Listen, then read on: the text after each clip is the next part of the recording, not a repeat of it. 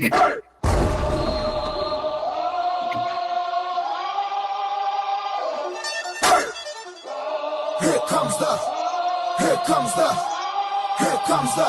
really want it like that. Yeah. Here comes the, no. Here comes the, oh. Here comes the, y'all don't really want it like that. Yeah. Here comes the, no. Here comes the, oh. Here comes the. And welcome back to Sooner Sound Waves. We're here for episode 5 to recap Temple. Look forward to Auburn. I'm here, Iceberg. Alongside me is the Goodfella. And St. Pablo. Sooner, and I do think we might be having a bit of technical difficulty, but that's okay. Welcome, Goodfella. I'm back. All right. I'm back, baby. That's right. You didn't quite get your boomer there. Let's try it again. Say boomer. Still didn't get it. Man, what's wrong with this thing? Okay, we'll get going. Oklahoma Sooners over Temple, 42-3. Gosh, St. Pablo, what are your thoughts on the Temple game? Can you guys hear me? Yeah, we can hear you, but can't see you. So the Temple game, yeah, let's talk about Temple game. The defense was dominant. I think that's a great place to start. Well, the defense was there we go. All right. We held the Temple Owls to just 104 yards.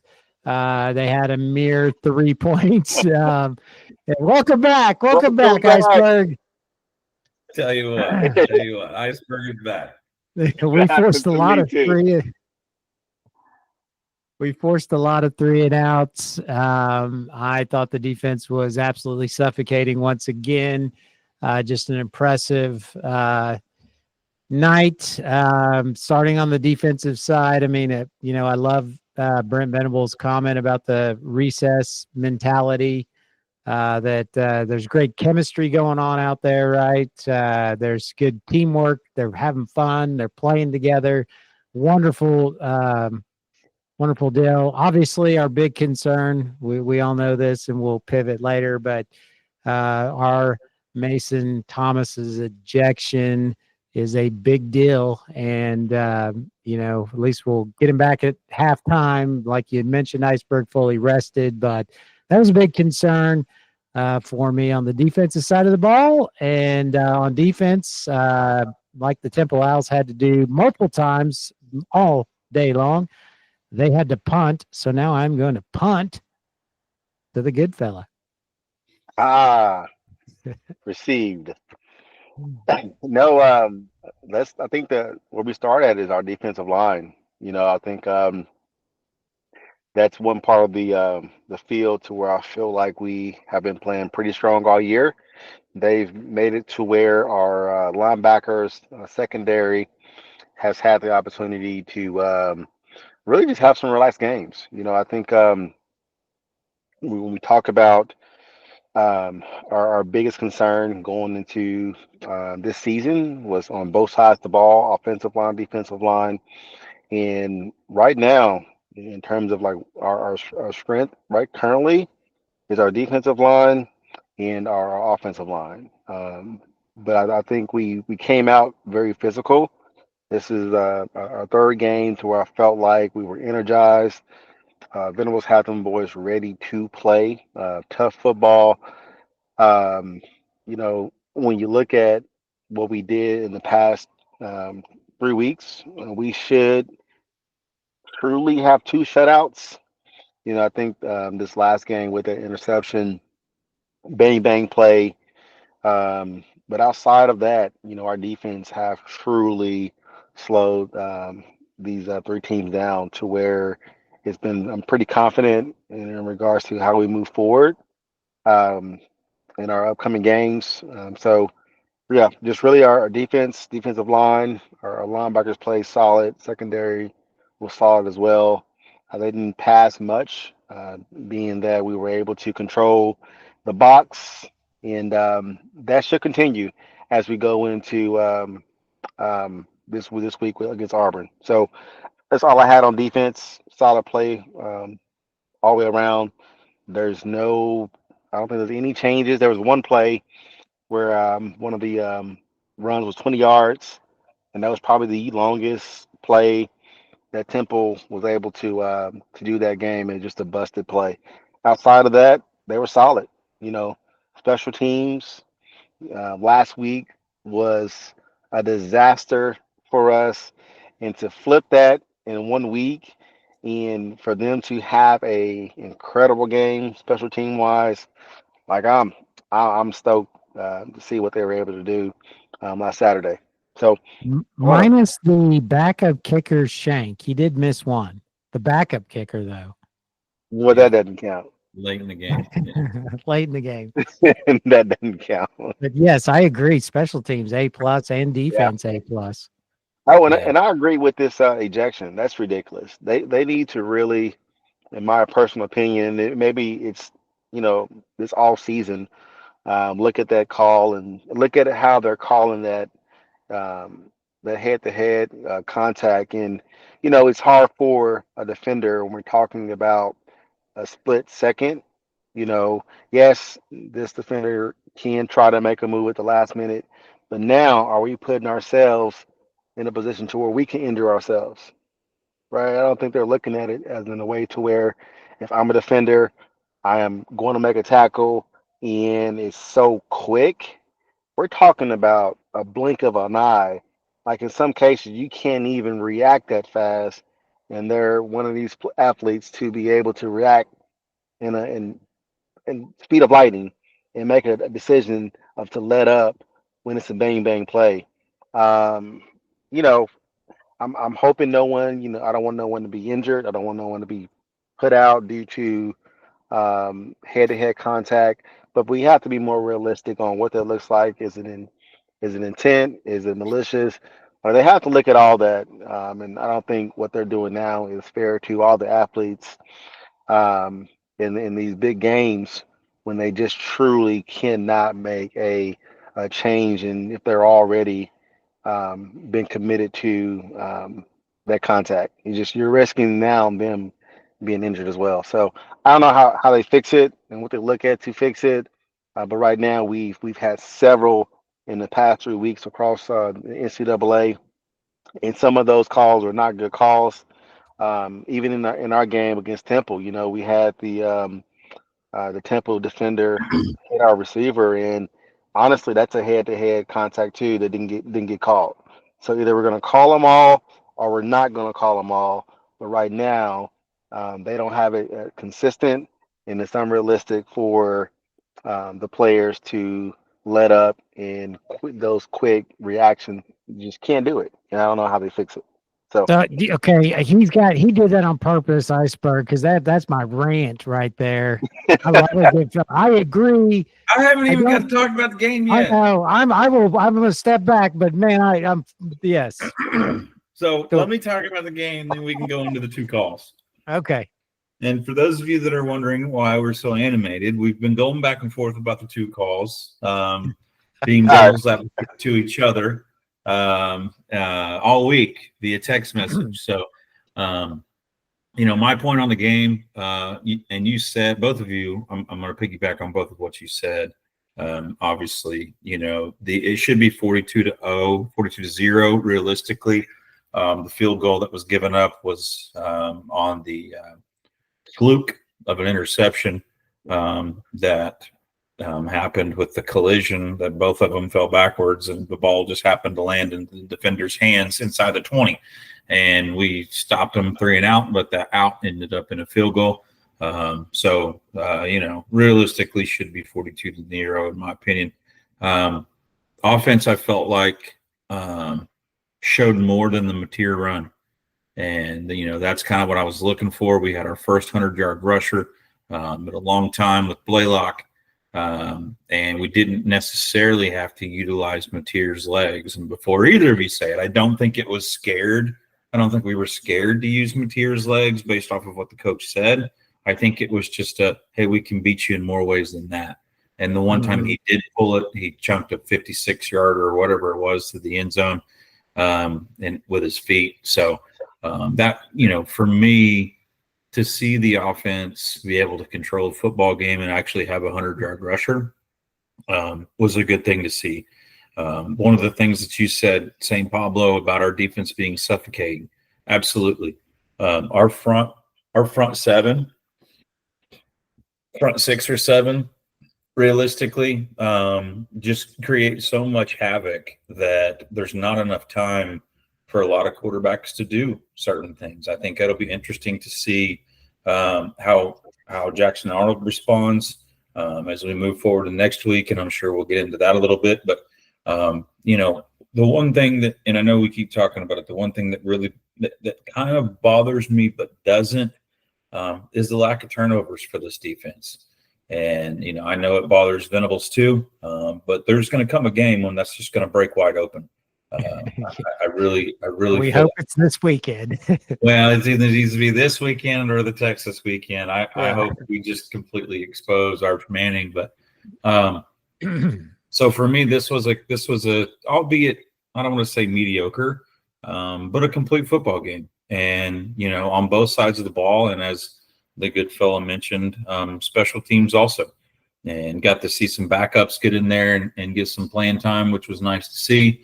But yeah, the defense is impressive right now, and you're hearing a lot of people across the nation talk about whether or not this is the best defense in the SEC, or if it's not, it's definitely a top 5 defense in the SEC, and there's something to be said about that. So really excited about that. Excited to see Kendall Dolby back on the field. I know that was a big deal across the week.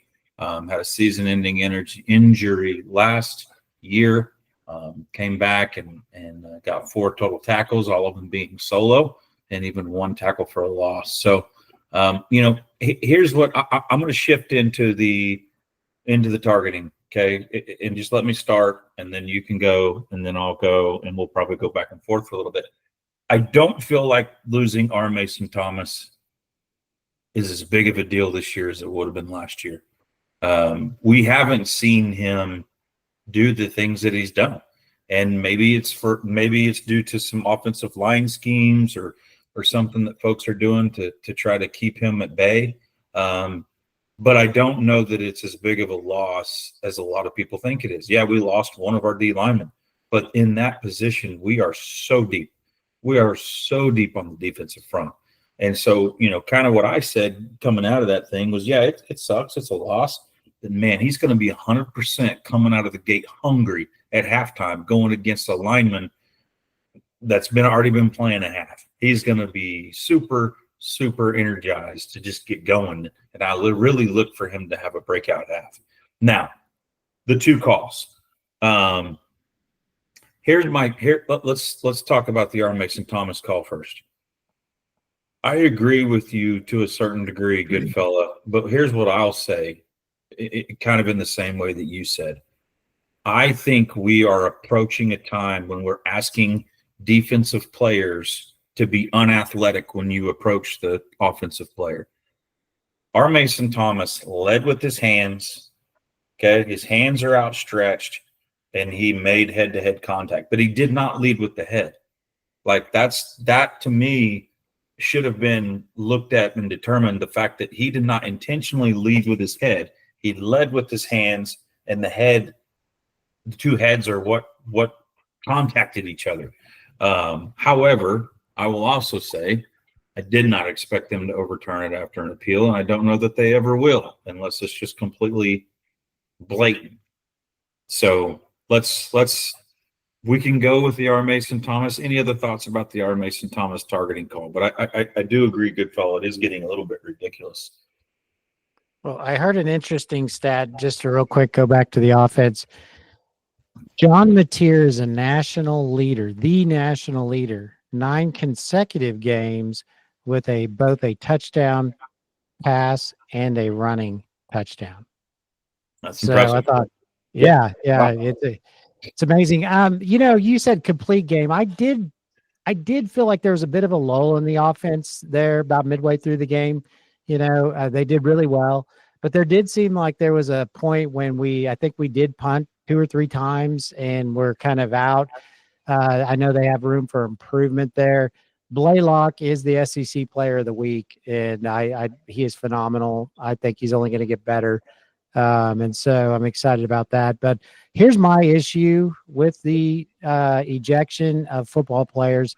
Like you said, I think what you do is you make this defense is so fun to watch. They're aggressive. You ask them to you make the game not as fun to watch when defenses cannot be aggressive, when they have to hesitate, when they have to think, I'm going to get kicked out of this game for, a certain penalty. And to me, that is not good for football.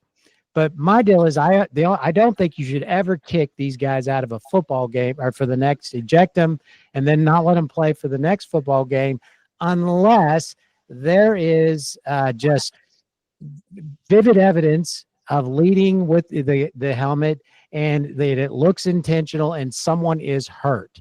If no one is hurt on a play, why are we kicking all guys out as if that's going to prevent future injury?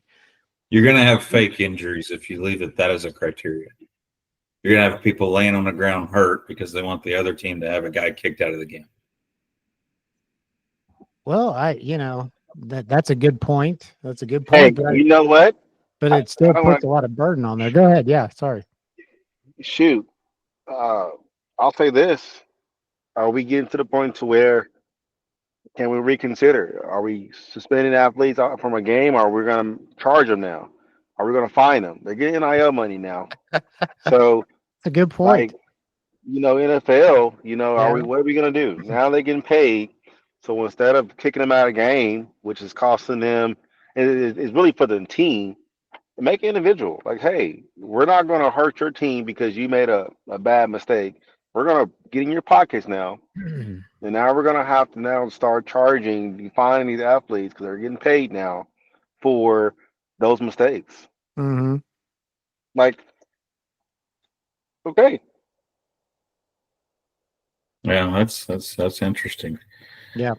Shifting over to the other side. Let's talk about the interception, the fluke of a deal, where the two gentlemen run into each other and the ball falls in the defender's arms and Keontez Lewis goes out of the game with a potential concussion. I don't even know if I should say potential. When Brent Venables said he hadn't seen him yet and it was Tuesday, that's a red flag to me. Mm-hmm. But let's talk about that hit. St. Pablo, you feel very passionate that was a targeting. So let's talk about it. Yeah, I mean it meets the criteria. It met the criteria of targeting, and then you also had an injured player.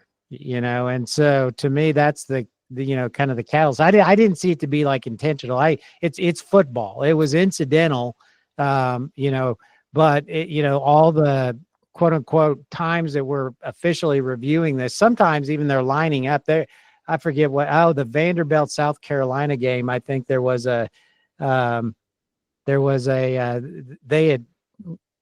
had a new quarterback in because Sellers got hurt. I don't know if you guys saw that or not.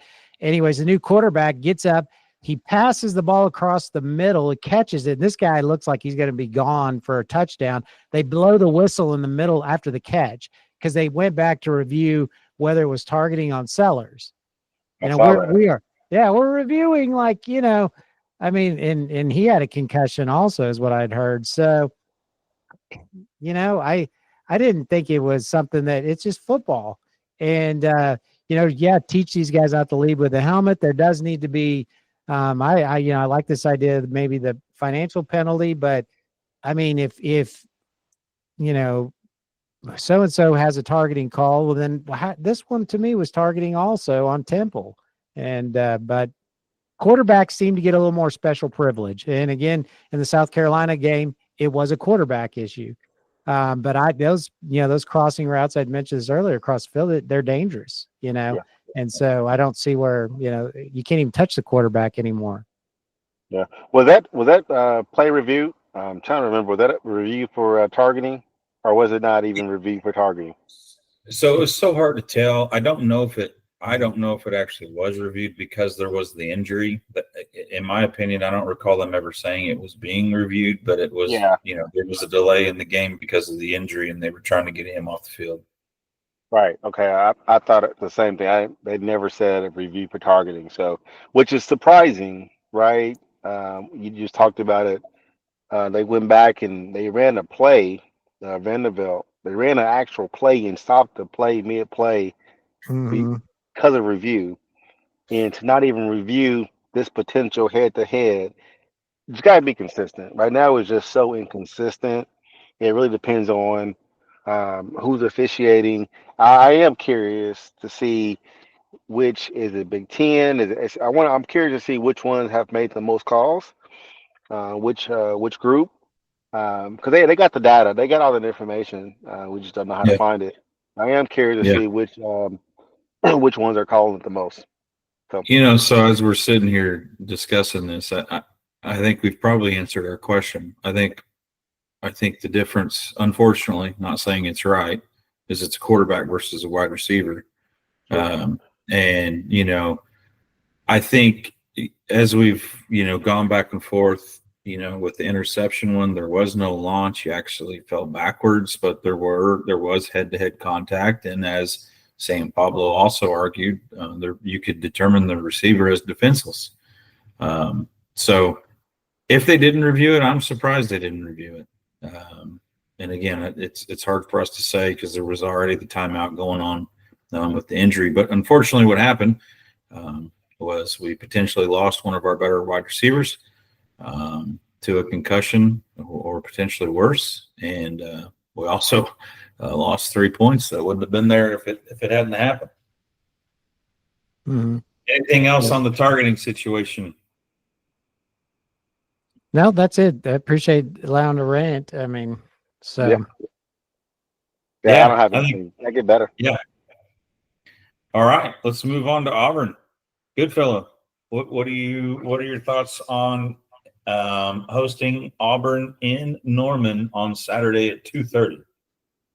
I'm gonna talk about Auburn, but I do want to say I want to go back just to maybe give me like 10 seconds just to say like offensively, like we look good as well, and I will say this tight end conversion that we have right now, it's getting even more impressive week by week.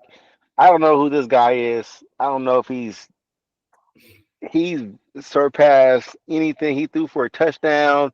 He like he said he's doing blocks, he's doing things to where it is truly, I would not be surprised to see him playing on Sundays um if he keeps this up. Like he's incredible. Well, So we do know he has a horns down tattoo on his leg. ah, listen, He he and needs a Phil statue. got He needs a together after statue. the injury 2 years ago. well, Give him give him a statue in Norman right now. we all got one too that weekend though. Okay.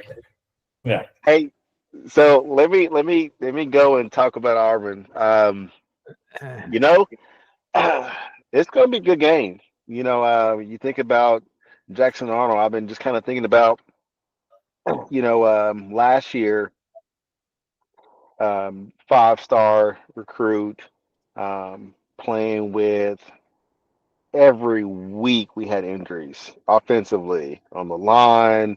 At one point, we didn't have any receivers available.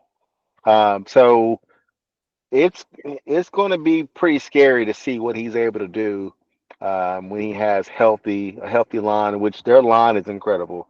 I don't know if you guys been looking them up, but their center and two guards, they've been playing together for 2 or 3 years. They end up getting a transfer in, I think, from USC, and another transfer in. So their line is top tier in terms of where they are. So it's going to be interesting to see if we can, our defensive line and our offensive line, to see what we can do. I think if we can get them in some third down and long situations, I think we are favorable in those areas. They are going to try to run the ball. So I am. we'll see. Well, we will see what we do in the box. Even Seth Latrell, he was fired in October last year. So Jackson had a rough year last year, and we didn't recruit him for nothing. I think he's a really good quarterback, but he was just set up in a situation to where I don't think any quarterback, you put Mateer in that offense last year, he's not the same person. He just didn't have the odds were not in his favor. So it's going to be closer than what I even imagined going into the season.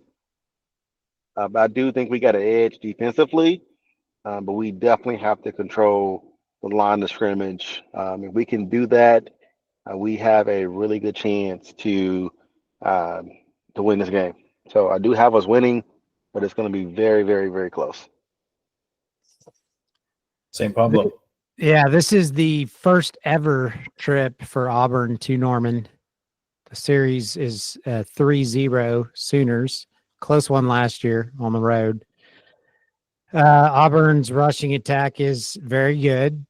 I think it's going to be a matchup on OU's offense versus Auburn's defense. I don't think their defenses look real good this year.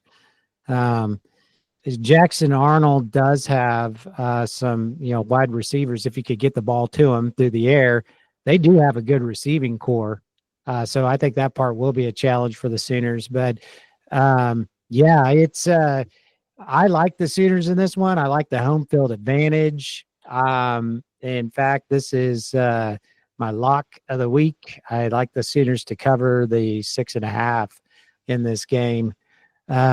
And I think that OU, that place is going to be hostile environment for Auburn coming in. Obviously, like you said, familiar foe. We know what's going on here with that's the big storyline, obviously, right? And so, I appreciate you touching on that, Goodfella. This is a Arnold Jackson. This is an emotional game. This is the best game this weekend. This is by far. This is going to be a fun football game to watch. I do think that Auburn will be very competitive, but I am just not entirely impressed with their defense, and I think that the Sooners' offense has a chance to, come out at the first game of the SEC conference game and do something here.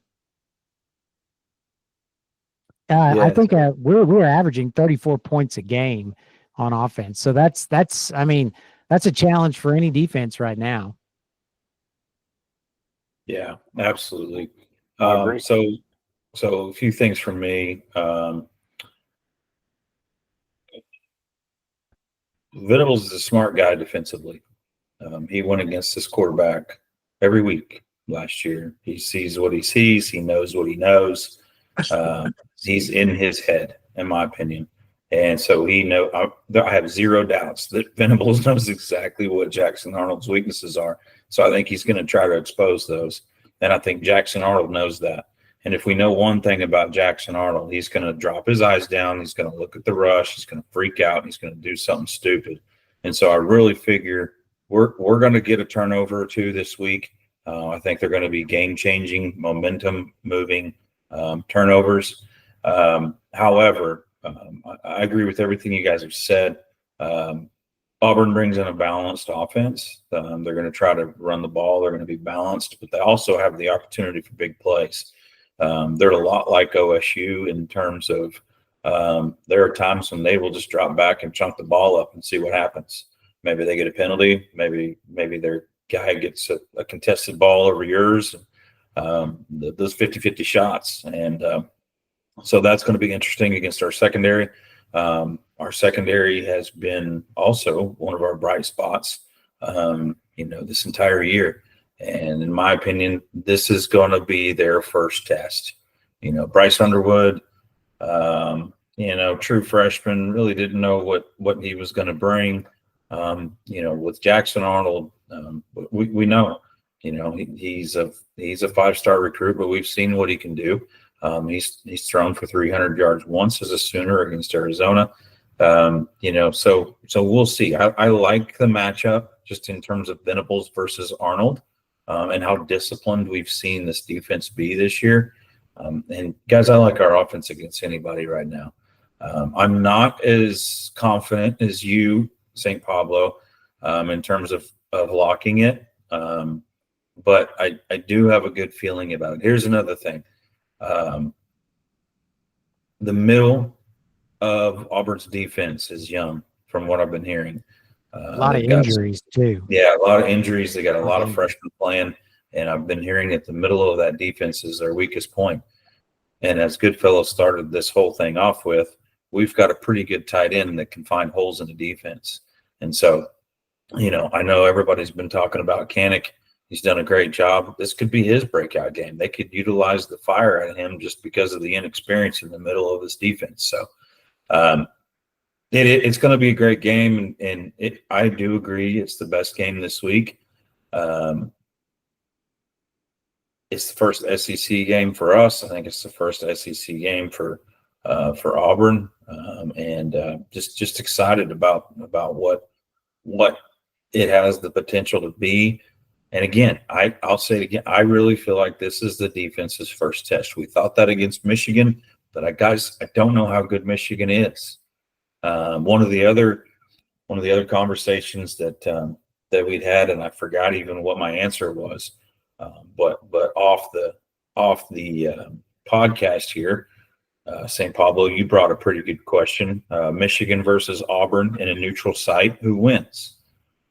And again, I don't remember what I said then, but having seen Michigan and thinking maybe they're a little bit overrated, and not having played Auburn, I think I'm going to go with Auburn would win that game. Yeah, that's fair. Jackson Arnold, though, again, his pass completions are those out, little out passes, not more than 10 yards. He runs the ball a lot. I mean, his pass completion across the middle of the field, even at Auburn right now, it's not a high. He's not seeing those guys. And as to your point, Iceberg, what's going to happen here. They know what's going to happen, but trying to stop what's about to happen. When that guy is blitzed and they're bringing the pressure, we saw what happens in that scenario. There's a lot of time holding that football, and he took a lot of sacks last year, and there's going to be pressure. But I think he will get his yards. I think he's a very effective runner. I mean, then they have a good run attack. Yeah, he will get some yards, but yeah, if you can put him behind the sticks early. I think it's crucial the Sooners get out early, and if the Sooners get out on top early, this thing could get nasty real quick for Auburn. Yeah, I'll say first and second down is going to be so important. If we can get them in third and long, we've seen the blitz combination of schemes that Venables have drew up with those corner blitz, and like if we can get them in third and long, and we can bring the dogs, we know what he's done last year in terms of under pressure. So I agree. I think there'll be a few interceptions. We haven't had a really big. Have you had any turnovers this year? I don't recall any turnovers yet. Or on the defense? Defensively, we have 0 turnovers. Yeah, right. Almost had a pick six this past game. So this week we got to get a turnover. We haven't had none this year. So yeah, Jackson, you owe us one, and we're ready to receive it. Oh, okay. What did you say? As many as he gave out last year, he owed at least one. He does. What did you say about a pick six, St. Paulo? We were fingertips away, when they were on the 1 yard line and he batted that ball in the end zone. He was like fingertips away from the lineman. Yeah. I saw that. Yeah. I mean, it was like right there. So almost had it. Yeah. Okay. But on the offensive side, we have had turnovers every single ball game. Yeah. All right. Yeah. But we run a lot of plays too. Yeah. So, okay. All of us in the very beginning in episode 2 picked OU to win the game versus Auburn. both of you are quote unquote 100% with OU being 3-0 currently. I had them at 2-1 at this point with a loss versus Michigan. I'm just going to put that out there. Let's go ahead and transition to locks of the week, which St. Pablo already prematurely announced his, which was 6.5, right? Yes, I have 6.5. Again, I think Auburn's injuries on defense are a worry, particularly since our offense is averaging 34 points a game. It's at home again for the Sooners. The Sooner crowd, the fans brought it against Michigan. There's even more emotion here. And I think, again, if the Sooners get out early, watch out. Okay. And you last week had Georgia as a 3.5-point favorite over Tennessee. Yes, I did lose by 0.5 point. That was a crazy game. Did you guys see that? It really was a crazy game. Tennessee should have won, so you would have lost anyway. Dang field goals, man. And you saw the guy that got cold played, right? He had called in sick to work. Yeah, he called in sick to work. And he's the one Tennessee fan that they just kept holding the camera on that was stressing. And later, I guess, that's like he got cold played at this one. Oh, Lord. Okay. So St. Pablo drops to 1-3. Goodfella, what's your lock? Yeah, so I lost last week. South Florida didn't do me right. They ended up losing to Miami. Wasn't even close. It was a complete debacle in Florida. But you know what? This is my bounce back week. I'm not a fan of this team, so I will never be a fan of this team. I am going with Michigan All right. to beat Nebraska.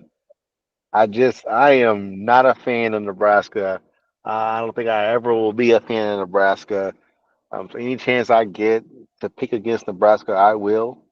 So well, when you were in college at OU, you were part of that roughneck group that got into that fight with Nebraska, right? On the sideline?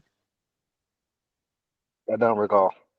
What are you talking about? So Michigan is a 2.5-point favorite versus Nebraska. Are you taking the 2.5? Yeah, I take 2.5, 3.5, 4.5. Michigan wins. Whoa. Okay, hey, write him down for the I'll take 2.5. That's what they give me. Mine said 1.5, but it doesn't matter. 2.5, 1.5 is not.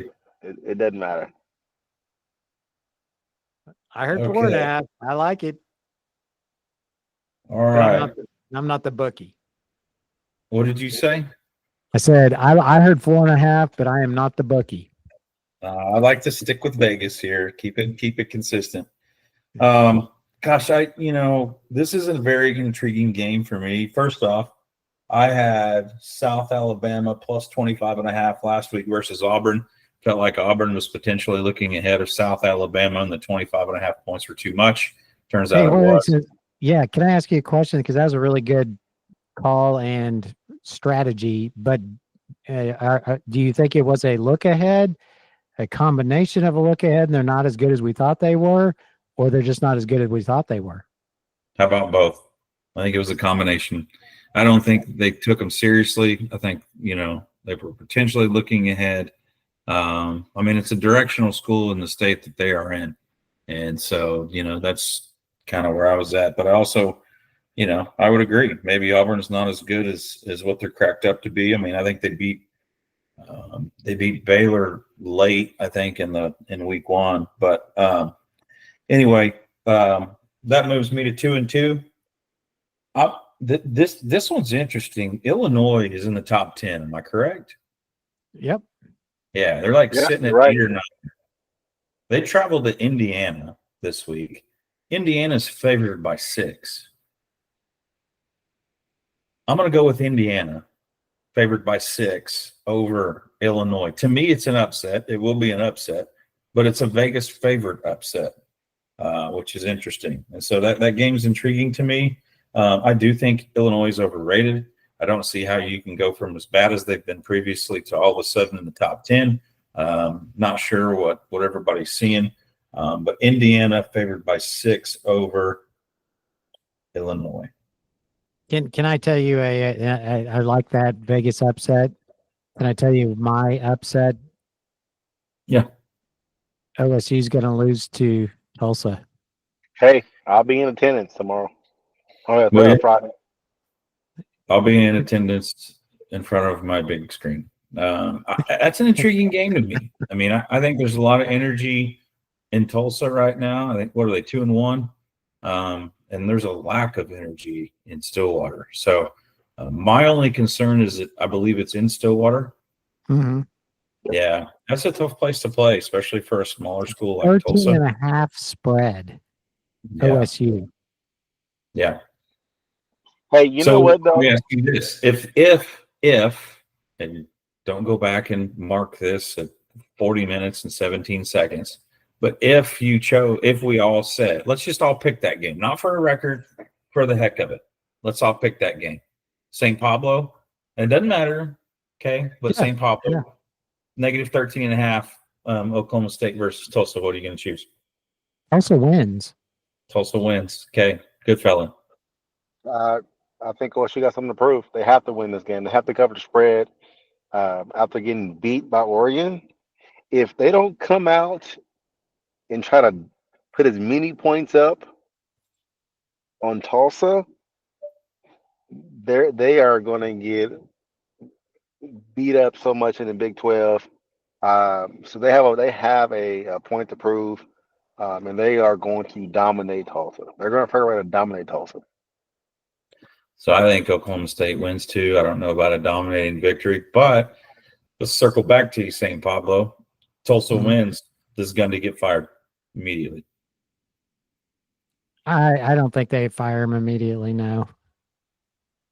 I think Gundy has established himself enough to make it through whatever rough of a season they're going to have, but they are. Losing to Tulsa is not as big a deal as what you'd think. I mean, Notre Dame lost to Tulsa at Tulsa years ago. My man John Flanders caught the interception at the end to secure that victory. Midwest City graduate, also 6A 400 state champion at low 48. Hey, let me jump in here. I think he loses. I think he loses his job after this season. Oh, after this season, he's gone. Yeah. You think about how many coaches he fired last year. I think he ended up letting go his entire defensive staff. Some other coaches as well. Like, they're already on the hot seat. OSU is already on the hot seat.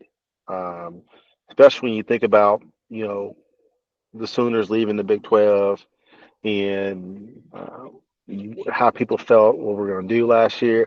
Like right now, we handed the Big 12 to OSU. Everyone believed they should be the best team in the Big 12, and they haven't done nothing. They have not looked good at all in the Big 12. And if he believes he can continue to hold on to those previous wins, like, this is a new day and age. Like, you're going to start losing athletes. You're gonna have athletes leaving that campus. Shoot, we got a DN that left. Like, you're going to have players leaving because they don't believe in the coach. And that's what's happening. To Gundy's point, though, Goodfella. To Gundy's point, it's not all his fault.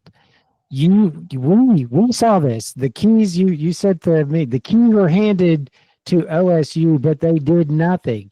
You know who did do something when they saw Texas and OU leaving the conference? They're one of the top 10 spending universities right now, and it's Texas Tech in Lubbock. Yeah. The administrator, they didn't do. This was your time to just pour cash, do what you need to do. They're out, take over the Big 12, and so I think he's got a point. That's why I mean, he's on the hot seat, or everyone out there, they're dump the money and take over. But you have to spend money, and I think that's what he's passive aggressively saying when he gets into it with the coach out at Oregon. Maybe he's sending a shot right now. Yeah, at his own head, man. Yeah, I just think That Stillwater. doesn't go well, does it? No, Stillwater's hungry for a change, and I don't think he's doing himself any favors. So you think he's done? I think he's done after this year, unless he has just a complete turnaround. Well, but your scenario, if he were to lose to Tulsa, do they fire him immediately? The only reason why I don't think they would fire him is both coordinators are brand new. Yeah. I think kind of saves his bacon a little bit. But I think if he loses to Tulsa, his job is definitely done at the end of the year. Which coordinators in most on the hottest seat, there was a 69 points given up and then only 3 on the offense. Yeah. But I don't know. I mean, I just think Stillwater's hungry for a change. Yeah. So we'll see. I'm looking forward to watching the game. It's a Friday night. Local high school football team that my son plays for is actually on a bye week. So I'm going to watch college football on Friday night. I'm excited. So Awesome. All right. Goodfella, any final thoughts as we head into Auburn? No, my only thought I have is, again, this should be the best game this weekend in terms of where's game day at? Do we know where game day is going to be at Saturday? Miami. Where? Miami, Florida. Oh, that's a good game. Miami against Florida. That should be a really good game.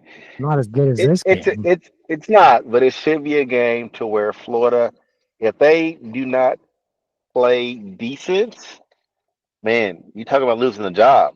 We're going to be looking for a new coach in mid-season. I want Billy Napier to get a shot at Texas. I think that's going to be his. I need him to last until Texas, and then they upset. I just think that'd be so cool. No, but I think it should be some really good football happening on Saturday. I'm actually excited about this OSU game on Friday. To have them to have this week 4 and a Friday night game. It should be pretty solid.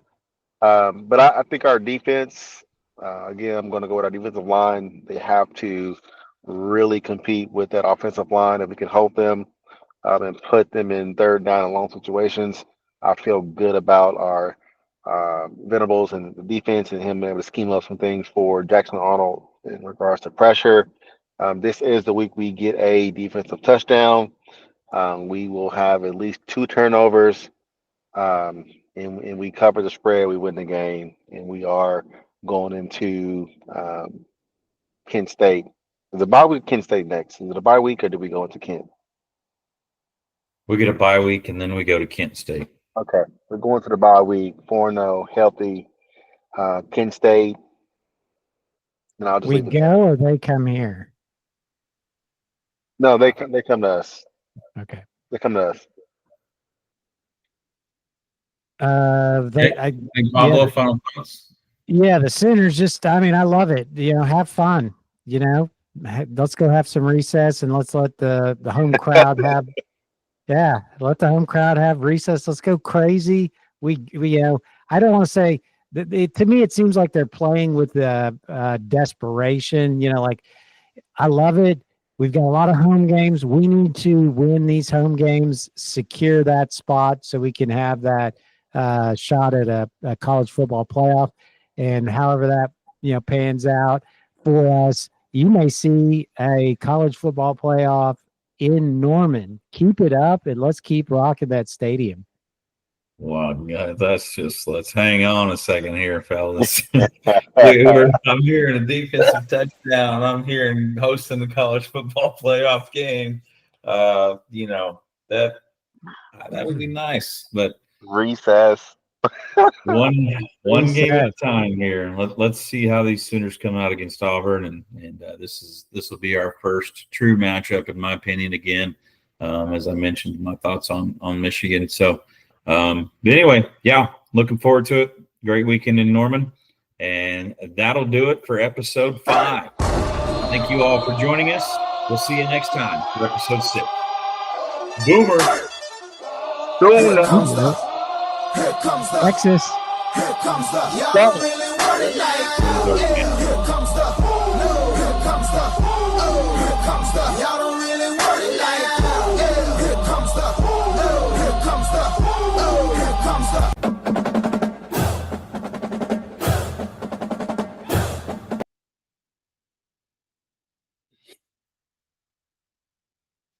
Bye, guys.